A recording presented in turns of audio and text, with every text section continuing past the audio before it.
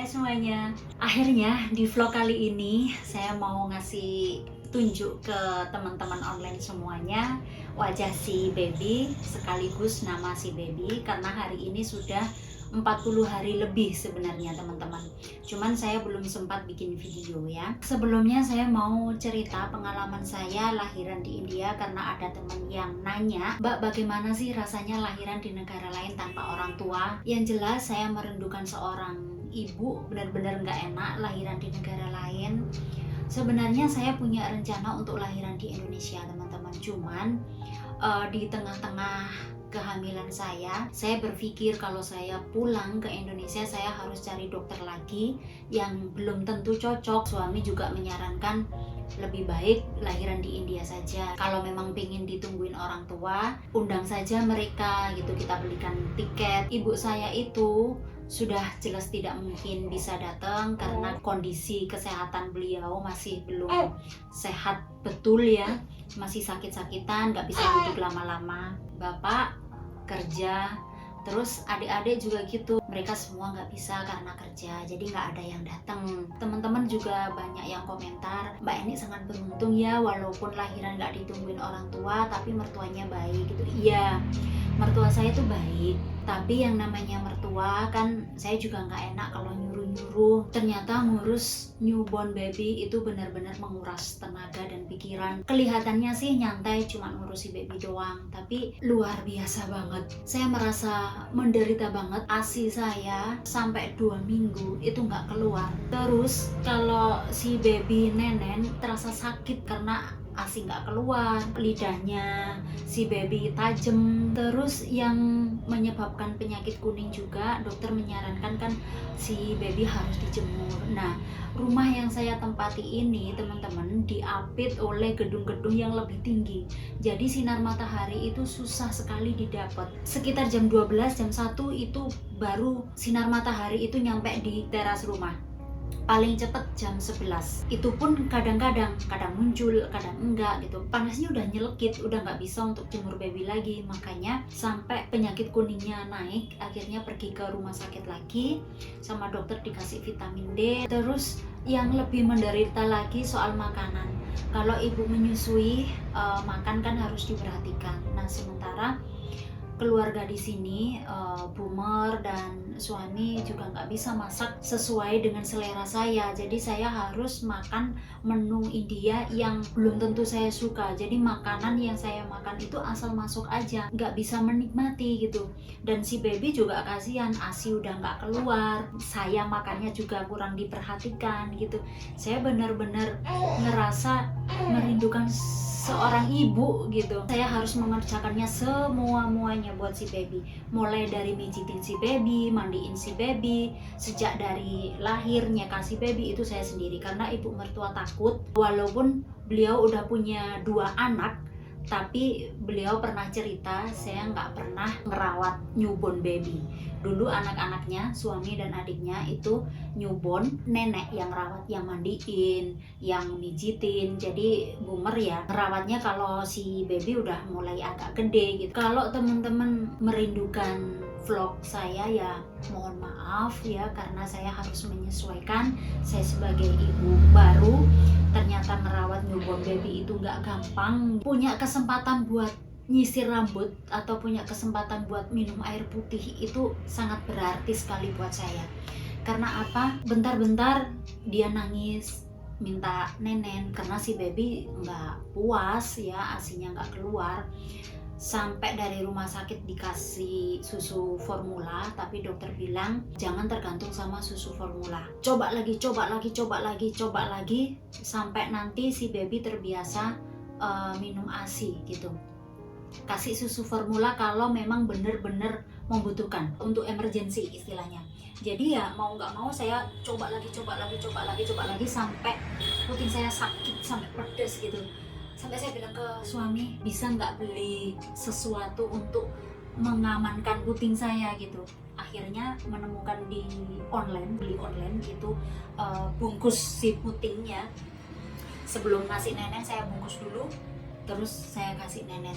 Itu benar-benar nolong banget. Awal-awal saya cukup menderita luar biasa ya, saya belum pulih, baru melahirkan masih sakit, ditambah lagi puting saya sakit, terus mungkin tidur saya yang kurang benar, jadi leher saya itu tergelincir, sakit banget, nggak bisa noleh, jadi sini sakit, sini sakit, sini sakit, punggung sakit, luar biasa. Harus jagain si baby yang bentar-bentar lagi bangun, minta nenek, saya nggak bisa tidur, sampai suatu ketika saya berada di titik yang benar-benar saya tuh merasa sendiri, teman-teman. Walaupun ada orang-orang di sekitar saya, itu masih saya merasa sendiri. Teman-teman pernah nggak sih merasa sendiri, resah, galau, terus khawatir, cemas, walaupun ada orang-orang di sekitar, tapi masih tetap merasa sendiri gitu, kayak hampa gitu loh. Pernah nggak ngerasain seperti itu? Itu yang saya rasakan. Kok hati ini rasanya hampa? Saya merasa sendiri gitu.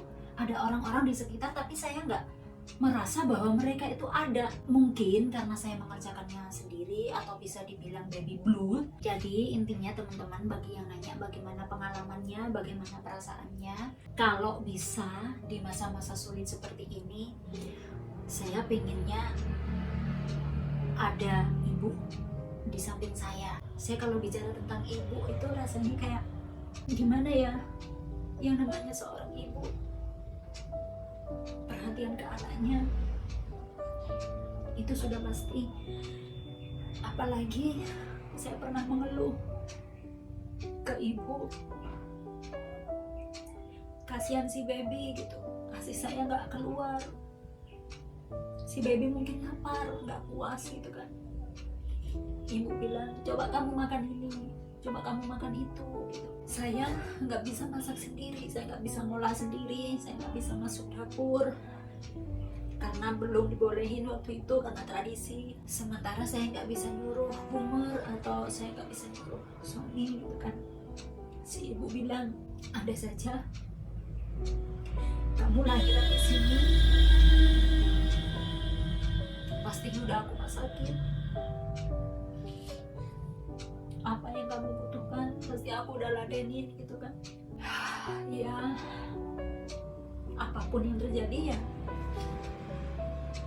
udah situasinya seperti ini ya, saya harus jalanin gitu.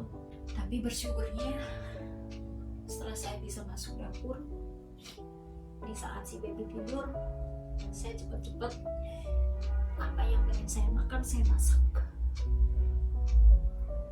Itu pun terbatas karena nggak ada stok, saya nggak bisa belanja, saya nggak bisa pergi ke pasar. Waktu itu ada kiriman dari Indonesia, apa namanya, marning jagung, itu kata ibu nambah ASI, itu saya goreng. Terus ada yang bilang suruh minum air kacang hijau atau kacang hijau, itu sudah saya lakukan. Pokoknya saran dari teman-teman, saran dari saudara, saran dari ibu, itu saya lakuin. Kalau saya sempat, saya masak sendiri. Jadi saya mau berterima kasih buat teman-teman yang sudah nyaranin saya ini itu, sangat berarti banget buat saya sebagai ibu baru. Dan saya bersyukur sekarang sudah nggak ada masalah, si baby udah bisa minum ASI ya, dan ASI saya juga udah keluar. Cuman kalau saya pas lagi capek, kurang tidur, terus makannya kurang gitu ya, dia pasti lapar. Itu saya kasih susu formula kalau malam sebelum tidur supaya dia bisa tidur nyenyak. Kalau perutnya kenyang kan bisa tidur nyenyak gitu. Dan ini rencananya mau keluar karena 40 harinya belum pernah diajak keluar. Jadi setelah 40 hari itu tradisinya diajak keluar. Makanya ini saya berani bikin vlog untuk nunjukin wajahnya, sekalian nanti ngasih tahu namanya. Karena teman-teman juga saya jadi semangat, dukungan dari teman-teman, doa dari teman-teman ya.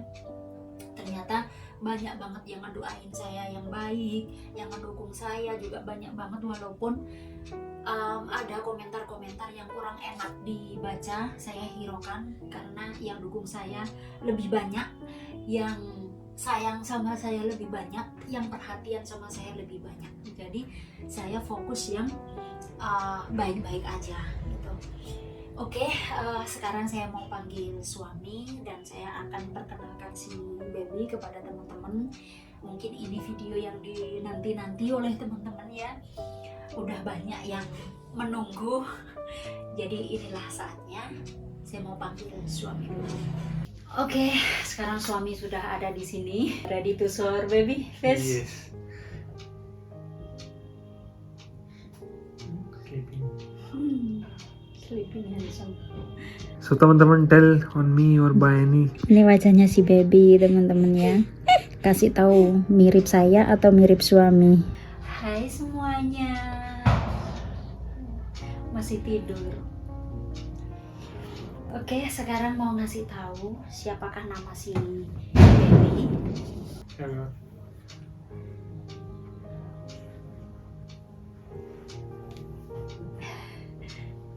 Musim dingin teman-teman.